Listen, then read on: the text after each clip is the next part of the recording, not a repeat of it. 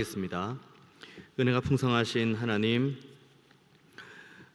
부활의 주님을 기억하고 또 우리에게 새 생명을 허락하신 주님을 기억하는 이 복된 날, 우리를 세상 어느 곳에 두지 아니하시고 이 몸된 교회로 향하게 하시고 믿음을 가지고 하나님 앞에 예배하게 하시니 감사합니다. 주님, 우리가 예배드림이 우리의 삶의 유일한 이유요, 또 우리가 하나님의 은혜를 누릴 수 있는 유일한 통로임을 잊지 않게 하시고 예배의 자리를 사모하고 또 예배를 통해 하나님의 이름만 높여드리는 우리 모두가 되게 하여 주옵소서. 오늘 특별히 친교복지위원회 헌신예배로 하나님 앞에 나아갑니다. 섬기는 이들 모두가 은혜 받고 결단하는 시간 되게 하시고 또 함께하는 모든 예배자들이 하나님의 영광을 보게 하여 주옵소서. 감사드리고 살아계신 예수님의 이름으로 기도하옵나이다. 아멘. 이제 오늘부터 이사야 중반부를 읽기 시작합니다. 그러니까 우리는 지난주부터 이사야 1장을 읽어 나갔고, 이사야는 선지서 17권, 그러니까 대선지서 그리고 서선지서 합쳐서 17권의 가장 서두에 있는 것이 이사야입니다. 그래서 이사야는 굉장히 방대한 분량을 다루고 있고, 그리고 그 상징인 66장이 성경 전체 66권과 맞물려서 1장부터 39장까지는 예루살렘을 향한 하나님의 심판에 대한 내용, 그리고 40장부터 66장까지는 하나님께서 예루살렘을 어떻게 회복하실 것인지에 대한 기록, 이것이 결국은 구약에서의 하나님의 은혜, 그리고 신약에서의 하나님의 은혜, 이 모든 것을 한 권에 담고 있는 내용이 이제 이사야입니다. 그래서 이사야를 연구하시는 많은 분들은 이사야를 쭉 정말 정독해 나가다 보면 신구약에 있는 모든 내용들을 온전하게 이해할 수 있고, 그리고 구약에 있는 어떠한 서신서보다 예수님, 그러니까 우리 주 예수님에 대해서 얼마나 잘 예표하고 있는지를 이 본문을 통해서 확인할 수 있다고 많은 이사야의 전문가들이 우리에게 말씀을 합니다. 그래서 긴 이야기를 했지만 요지는 그겁니다. 이사야를 포기하지 말고 읽자. 지난주에 우리가 암송 때문에 포기를 했을지라도 이번 주에 밀려났던 것들을 함께해서 이사야서를 열심히 읽자. 제가 긴 호흡을 가지고 이야기했습니다만 결론은 그겁니다. 그래서 이사야 오늘 본문을 보면은 이사야에 대한 전반적인 내용을 한 번에 다루는 중요한 단어가 하나 나오는데, 본문 1절에 보면은 악모라는 단어가 나옵니다. 1절 31장 1절의 후반부에 보면은 이스라엘의 거룩하신 이를 악모하지 아니하며 여호와를 구하지도 아니했다라고 하면서 악모라는 단어가 나오는데, 이 악모라는 단어가 이사야를 전체적으로 설명하는 단어입니다. 그래서 악모는, 그래서 이 관련된 주석가가 이렇게 글을 썼습니다. 악모는 현실적으로 전개되는 상황을 거슬려서 하나님만 의뢰하는 것, 이것을 이제 악모라고 합니다. 우리가 찬송도 있잖아요. 주를 악모하는 자 올라가면서 이제 그 악모라는 단어도 쓰고, 우리가 이 대표 기도를 할 때나 우리가 개인적으로 기도할 때도 악모라는 단어를 쓰는데, 악모는 정말 사전적인 의미로 우리가 정말 어려운 가운데 있어요. 어디 바라볼 곳도 없습니다. 그런데 누군가에게 도움을 향해야 돼요. 그런데 그 도움을 다른 것에 의지하지 않고 하나님만 바라보는 그 상태, 나의 어려움과 나의 눈물과 나의 한숨을 아시고 하나님만이 나의 유일한 도움이 되어주신다는 것을 믿음으로 고백하는 것이 악모입니다. 그럼 오늘 보면 1절은 뭐죠? 너희들이 악모를 했다고 하나요? 하지 않았다고 이야기하나요? 안 했다고 이야기를 하죠. 지금 이스라엘 백성들이 악모를 하지 않았다고 이야기를 합니다. 오늘 이제 애굽 이야기 나오고 아수르 이야기 나오고 복잡한 내용이 나오는데, 오늘 본문의 배경은 간단합니다. 아수르, 그러니까 그때 당시 이스라엘이 여기 있고, 그리고 애굽이 밑에 있고, 그리고 그때 당시 고대 근동의 패권을 쥐고 있는 아수르가 이제 이스라엘을 침범합니다. 그러니까 이스라엘을 향해서 군사적인 행동을 하는데, 가히 이스라엘이 이들을 막을 수 없을 정도의 파상 공세였죠. 그러자 그 엄청난 이 공세를 받는 이스라엘이 가만히 생각을 하고 그 다음 향하는 곳이 애굽을 향합니다. 하나님께서 이스라엘 백성들에게 아수르를 들어서 심판하시는 이유는 너희들이 힘이 없기 때문에 다른 나라랑 힘을 합쳐가지고 저 아수르를 물리쳐라는 그런 개념으로 하나님께서 아수르를 들어 사용하신 것이 아닙니다. 그러니까 이스라엘은 궁극적으로 이들이 눈을 들어서 애굽을 볼까, 아니면 신은 강자인 바벨론을 볼까, 아니면은 아수르에게 항복을 할까, 이렇게 눈을 평지에 두고 이렇게 움직이는 존재가 아니라 눈을 이렇게 들어서 하나님을 바라보는 존재라고 지금 하나님께서 오늘 본문을 통해 말하고 있는 겁니다. 그런데 그때 당시 이스라엘에 있는 이 정치 지도자들, 그러니까 좋게 이야기하면 지극히 그러니까 현실 감각이 뛰어난 사람들, 그냥 성경의 표현대로 하자면 믿음이 없는 사람들, 그러니까 불신앙, 믿음이 없고 지극히 이 현실 감각에만 뛰어난 사람들은 당연히 아수르가 들어오는데 우리는 막아야 되고, 근데 우리는 힘이 없으니 어디로 막합니까? 결국은 그러면 우리가 힘을 합쳐서 저 아수르를 그나마 항복하지 않는 정도의 선, 같이 그나마 막을 정도의 선, 그 사람들이 어디 있을까? 둘러보고 찾다가 간 곳이 애굽이죠. 이것을 가리켜 31장에 그렇게 이야기합니다. 너희들 애굽을 향해서 도움을 구하러 갔지? 너희가 도움을 구하러 애굽 땅으로 가게 됐지? 그것이 바로 31장 1절 후반부에 있는 이스라엘의 거룩하신 일을 앙모하지 않는다 라고 지금 주님 하나님께서 분명하게 말씀하고 있습니다. 이에 대해서 하나님께서 뭐라고 말씀하시는가? 지금 하나님을 앙모해야 될 이스라엘 백성들, 아수르가 들어올 때 우리가 지금 하나님을 앙모하지 않고 있지, 우리가 지금 하나님을 의지하지 않고 있지, 지극히 현실적으로 살아가고 있지, 현실 감각 가지고 지금 살아가고 있지, 깨자, 정신을 차리자, 다시 한번 근신하자, 다시 한번 하나님께 나아가자. 거기로 가지 못하는 이스라엘 백성들, 여전히 애굽을 향해 가는 이스라엘 백성들을 향해 오늘 보면 3절은 이렇게 말씀합니다. 애굽은 사람이요 신이 아니며 그들의 말들은 육체요 영이 아니라 여호와께서 그의 손을 펴시면 돕는 자도 넘어지며 도움을 받는 자도 엎드려져서 다 함께 멸망하리라. 결국 파국이죠. 아수르가 들어옵니다. 이스라엘은 현실적인 이 대책을 찾아서 애굽으로 갑니다. 그래서 하나님께서 어떻게 하시겠다고 합니까? 애굽도 망하고 애굽을 의지하는 이스라엘도 망하고, 그리고 이스라엘을 심판하러 온 아수르도 망하고, 다 망하게 하겠다고 오늘 본문은 말씀하고 있는 거죠. 그 이유가 무엇이라고 이야기합니까? 너희들이 의지하려는 애굽, 너희들이 지금 그 현실적인 생각을 가지고 찾아가는 그 현실적인 도움들, 그들의 호흡이 어디에서부터 나오는지를 보라는 겁니다. 그들의 호흡이 하나님으로부터 나오는 것인가? 아니면 그들도 여전히 하나님께서 호흡 주지 않으면 살 수 없는 존재인가? 그걸 한번 돌아보라고 하는 거죠. 어떻습니까? 이스라엘이 지금 애굽을 바라보는, 하나님의 말씀을 듣고 애굽을 바라봅니다.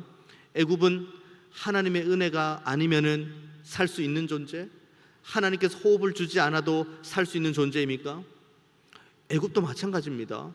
현실적으로 바라봤을 때 힘이 세 보이죠. 여기도 보면은 말도 많고 병거도 있고 마병도 심히 강하다고 1절에 기록하고 있습니다만은, 그래봤자 그들의 코끝에서 나오는 호흡은 하나님께서 주신 것이고, 그들의 힘이 강성한 것도 하나님께서 주신 것이라고 오늘 본문은 분명하게 말씀을 하고 있죠. 하나님께서 이렇게 1절, 2절, 3절에 대한 내용을 쭉 이야기한 다음에 선택권을 주죠. 그래도 애굽을 선택할 것인가? 아니면 하나님을 의지할 것인가? 현실적인 대책을 가지고 눈에 보이는 것, 손에 잡히는 것을 향해 나아갈 것인가?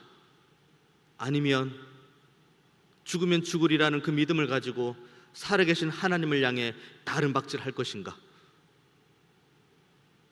이스라엘 앞에 놓인 선택지도 이 두 개고, 우리들 앞에 놓인 선택지도 둘 중 하나입니다. 우리의 눈물의 기도의 제목이 있습니다. 그리고 우리가 하나님 앞에 오랫동안 고통하고 신음하며 올려드렸던 기도의 제목들이 있습니다. 그리고 지금 당장 내가 지금 당면한 이 어려움들이 있습니다. 때로는 앞이 캄캄할 때도 있죠.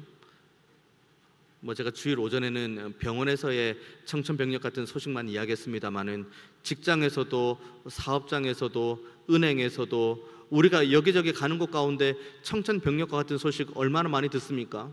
그런 이야기 들을 때 처음 떠오르는 것이, 그러면 우리의 가족은 누가 먹여 살리나? 나는 이 병을 가지고 어떻게 치료를 받아야 될까? 내 앞길은 어떻게 살 수 있을까?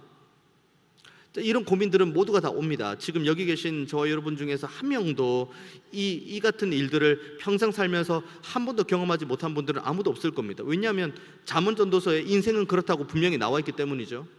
그러면 그런 어려움들이 우리의 삶에 찾아왔습니다. 그러면 우리는 어디로 갑니까? 우리의 머리는 답을 알고 있어요. 하나님만 의지해야지, 하나님만 바라봐야지, 정말 하나님만 붙들어야지. 위기일수록 기도하고, 시간이 없을수록 더 기도하고, 문제가 있으면 기도하고, 시간을 쪼개어서 기도하고, 금식도 하고, 간구도 하고, 강청도 하고, 다 해야지. 우리의 머릿속에는 그 어떤 지식적인 내용들이 선명하게 나와 있습니다. 이것이 평소에 우리의 삶에 아무런 문제가 없을 때, 정말 말 그대로 하나님이 없어도 괜찮구나라고 말할 수 있을 정도로 아무 일도 없는 그 시기에 우린 이 믿음을 연습해야 됩니다. 하나님을 선택하는 삶, 하나님을 붙드는 삶, 하나님께 나아가는 삶. 결국 우리가 가지고 있는 믿음의 민낯은 언제 드러난지 아십니까? 좋을 때? 아니요. 아무런 문제가 없을 때? 아니요. 환경과 상황이 괜찮을 때? 아니요. 그럴 때는 우리의 민낯이 드러나지 않습니다. 충분히 포장할 수 있고, 포장할 만한 여력이 있고, 우리의 얼굴에 화장을 하고 우리의 표정을 관리할 만한 시간적인 여유가 충분하거든요. 우리가 가지고 있는 믿음의 민낯은 언제 드러납니까? 정말 어려울 때, 정말 이 땅에 소망이 없을 때, 내 인생에 답이 없을 때, 그때 우리가 가지고 있는 하나님을 향한 믿음의 민낯이 그때 드러납니다. 평소에 우리가 애굽을 의지하지 않고, 그리고 앗수르 앞에서 구걸하지 않고, 우리가 평소에 아무런 문제가 없을 때, 모두가 괜찮을 때, 그때 오히려 깨어 근신하고, 그때 오히려 하나님을 간절히 찾고, 하나님의 말씀을 바라보고, 하나님의 은혜를 간구하며 하나님 앞에 기도하러 나아가는 그런 믿음이 있으면, 우리는 정말 지금 당장에 당면하는 어려움 앞에서도 우리는 우리의 민낯을 그대로 드러냅니다. 하나님을 찾는 민낯, 하나님을 바라보는 민낯, 하나님 아니면 안 된다는 이 간절한 소망을 가지고 나아가는 이 민낯. 이 모습으로 우리는 꾸준하게 하나님의 도우심을 구하고, 그 가운데 은혜를 받고, 하나님은 살아계시는구나 믿음으로 고백하고, 그렇게 우리의 믿음은 한 단계 성장하고 성숙하는 대로 나아가죠. 아무 일도 없고 평탄한 일이 있을 때, 그때 우리는 우리의 임의대로 살고, 하나님이 없어도 괜찮아 보이고, 내가 굳이 깨어 기도하지 않아도 그냥 세상은 돌아가는 것 같고, 하나님 앞에 굳이 내가 모든 것들 다 의뢰하지 않아도 그냥 내 삶은 그냥 굴러가는 것처럼 보이는, 바로 그 시기에 하나님이 없어도 되는구나, 내가 그렇게 굳이 노력하지 않아도 되는구나라는 그런 정도로 우리가 쭉 신앙생활을 하다가 갑자기 어려움과 위기가 닥쳐왔을 때 우리의 민낯은 어떡하지가 되는 거죠. 왜냐하면 평소에 하나님을 찾지 않았거든요. 평소에는 하나님을 바라보지 않았습니다. 이 긴 이야기를 왜 하냐면, 지금 이스라엘이 그와 같기 때문입니다. 이스라엘이 지금 앗수르의 그 엄청난 공격 앞에 있습니다. 이스라엘이 엄청 그동안 힘들게 살았을까요? 이스라엘은 정말 말 그대로 너무 잘 살고 있었습니다. 앗수르보다 그렇게 그 힘으로 따지면 그렇게 강대하지 못하겠죠. 하지만 우리가 생각하는 하나님 앞에 불순종하고 그 우상 숭배하고, 그러니까 아주 삶도 아주 피폐한 삶을 살 거야 라고 우리가 이 막연하게 추측할 수 있지만, 그렇지 않습니다. 이때 당시까지만 해도 이스라엘은 엄청나게 말 그대로 잘 먹고 잘 사는 상황, 그러니까 하나님을 굳이 의지하지 않아도 되는 상황, 그렇게 불순종을 하고 그렇게 신앙 없이 살아가다가 오늘 본문에 앗수르가 들어온 겁니다. 엄밀히 따지고 보면 앗수르가 들어온 게 아니죠. 하나님이 들어온 겁니다. 하나님께서 앗수르를 들어가지고 이렇게 사용하신 거죠. 그리고 이스라엘은 그대로 그들의 민낯을 드러내는데 그 민낯이 무엇입니까? 애굽으로 가는 겁니다. 우리는 삶의 열매로 우리의 믿음을 점검할 수 있습니다. 말은 잘할 수 있어요. 우리가 들은 말씀이 있고 본 말씀이 있고 그리고 우리가 여러 이제 이 성도의 교제를 하면서 들은 이야기들이 있기 때문에 우리의 입은 정말 청산 유수와 같이 아름다운 정말 이 옥구슬이 굴러간다고 하나요? 그런 말들이 우리의 입 밖으로 나갈 수가 있습니다. 하지만 하나님께서 우리를 보시는 것은 우리의 입 밖으로 나가는 그 입술의 고백이 아니라 우리의 삶의 열매를 보기 원하시는 거죠. 우리가 가지고 있는 수많은 제사의 모습보다 하나님께서 원하시는 건 딱 하나, 정말 하나님을 순종하는가. 다 진멸해도 이거는 너무 소중하니까 하나님 앞에 올려드리려고 남겨놨습니다. 그와 같은 사울의 말에 하나님께서 칭찬했습니까? 사울의 말은 정말 옥구슬이 굴러가는 말이죠. 얼마나 귀한 말입니까? 정말 하나님께서 전쟁을 저에게 맡겨서 제가 이겼고, 그래서 전쟁에서 전리품 가져왔고, 그래서 하나님 말씀대로 전리품 다 진멸했고, 그런데 또 하나님께 제사는 드려야겠으니까 그 중에 가장 좋은 건 남겨놨습니다. 하지만 하나님은 사울의 그 말을 들은 것이 아니라 사울의 마음에 있는 그 중심을 보시는 거죠.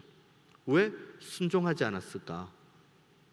평소의 모습으로 우리는 알 수 있는 겁니다. 그래서 하나님께서 이렇게 말씀하십니다.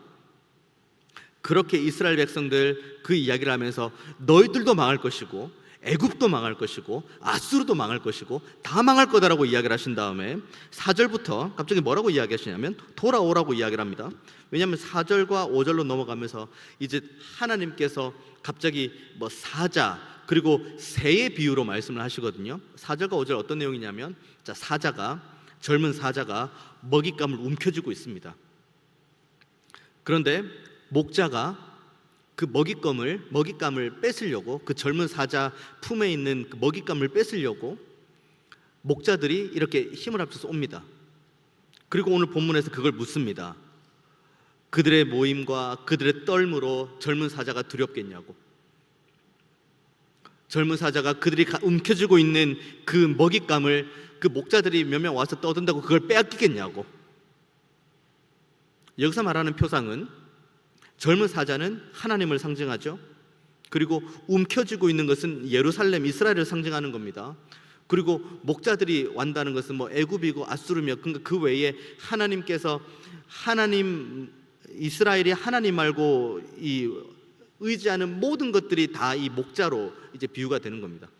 하나님께서 움켜쥐고 있는 거예요. 예루살렘을. 하나님께서 이스라엘을 그 젊은 사자와 같은 그 강력한 힘으로 움켜쥐고 있습니다. 누가 예루살렘을 뺐습니까? 누가 예루살렘을 어렵게 합니까? 누가 예루살렘을 힘들게 합니까? 이걸 부디 보라는 거예요. 이스라엘 백성들이 좀 보았으면 좋겠다. 하나님께서 얼마나 전능하신 힘으로 너희들을 붙들고 있는지. 애굽이 와봐라, 아수르가 와봐라, 바벨론이 와봐라. 너희들을 어떻게 할 수가 있나? 내가 이렇게 움켜쥐고 있는데. 하지만 이것을 온전하게 깨닫지 못하면 그 움켜쥐고 있는 그 사자에 의지하지 않고 그냥 막대기 들고 이렇게 떠들어대는 목자들을 의지하러 가는 이 아둔한 걸음을 향해서 이사야는 끝까지 너희들은 경계하고 또 경계해야 된다고 본문을 말씀합니다. 5절 보십시오. 5절에 이렇게 이야기합니다. 새가 날개치며 그 새끼를 보호함같이 나 만군의 여호와가 예루살렘을 보호할 것이라. 그것을 호위하며 건지며 뛰어넘어 구원하리라 하셨느니라.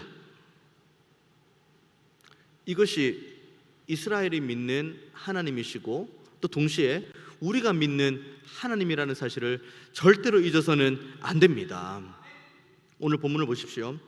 이와 같은 일들이 왜 벌어졌는지 7절부터 보면, 오늘 본문 후문맥의 7절, 너희가 가서 너희가 자기 손으로 만들어 범죄한 은 우상, 금 우상들 그날에는 각 사람이 던져버릴 것이다.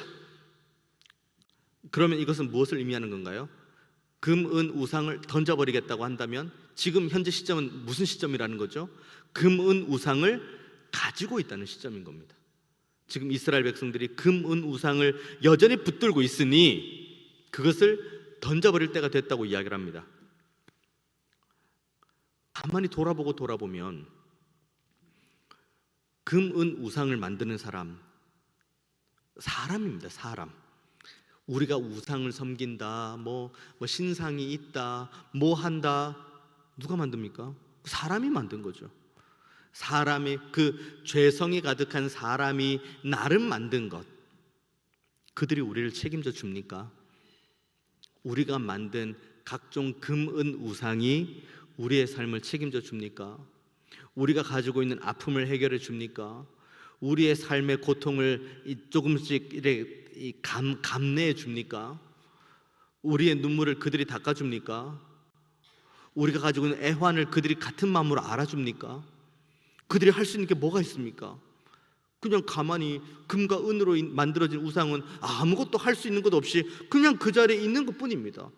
그러다가 사람이 그거 들고 가면은 여기로 움직이는 것이고 또 저기로 가면 또 저기로 움직이는 것이고, 이것이 그냥 우상이 할 수 있는 전부입니다. 우상은 사람이 만들고 사람이 움직이고 또 사람이 깨뜨리죠. 하지만 우리 하나님을 보십시오. 성경에 기록된 우리 하나님, 어떤 하나님이라고 기록되어 있습니까?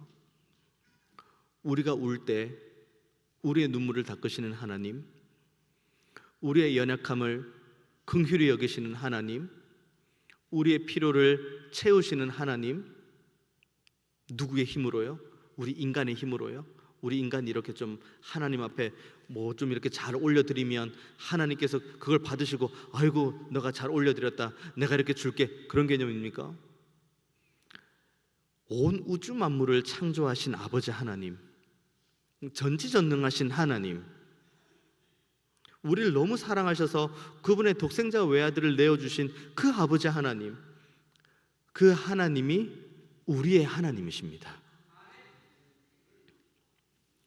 여러분 지금 어디를 바라보고 계십니까? 지금 무엇을 바라보고 무엇을 의지하고 무엇에 여러분의 마음을 쏟아내고 계십니까? 살아가는 가운데 쏟아낼 수 있죠. 거기에 뭐 마음을 쏟을 수 있죠.